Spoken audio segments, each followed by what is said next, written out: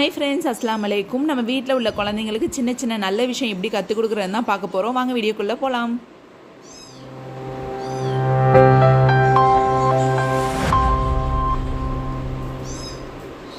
நம்ம வீட்டுக்கு வெளியில் ஏதாச்சும் செடி மரம் நம்ம வச்சுருப்போம் ஃப்ரெண்ட்ஸ். நீங்கள் காலையில் டெய்லியும் எந்திரிச்சு மார்னிங் குழந்தைங்கள வந்து தண்ணி ஊற்ற சொன்னீங்கன்னா அது ரொம்பவே நல்ல விஷயம்.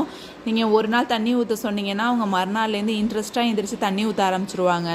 இது வந்து வெந்தயக்கீரை ஃப்ரெண்ட்ஸ். இன்றைக்கி நாங்கள் வந்து வெளியில் வச்சுருக்கிறது வந்து வெந்தயக்கீரை, மருதாணி, இந்த மாதிரி செடிகள்லாம் வச்சுருக்கோம். நீங்களும் உங்கள் குழந்தைங்களுக்கு வச்சு தண்ணி ஊற்ற சொல்லுங்கள். இன்றைக்கி நம்ம வீட்டு தோட்டத்தில் இந்த மாதிரி ஹைபிஸ்கஸ் செம்பருத்தி நிறையா இருக்குது ஃப்ரெண்ட்ஸ். அதே மாதிரி ஓமமும் நிறையா இருக்குது. ஓமம் வந்து குழந்தைங்களுக்கு ரொம்பவே நல்லது ஃப்ரெண்ட்ஸ். என்னுடைய குழந்தை வந்து காலையில் எந்திரிச்ச உடனே ஓமம் தான் பறிச்சுட்டு கழுவிட்டு கொடுப்போம் நாங்கள். அவங்க சாப்பிடுவாங்க. நெஞ்சு சளியெலாம் வந்து கம்மியாயிரும் ஃப்ரெண்ட்ஸ். மோஷனில் வந்து குழந்தைங்களுக்கு வெளியேறிடும். உங்கள் குழந்தைங்களுக்கு நீங்கள் கொடுத்து ட்ரை பண்ணி பாருங்கள். ஃபஸ்ட்டு நாள் சாப்பிடும்போது கொஞ்சம் காரமாக தான் இருக்கும். அப்புறம் அவங்களே விருப்பப்பட்டு கேட்க ஆரம்பிச்சிருவாங்க. இது உடம்புக்கு ரொம்பவே நல்லது.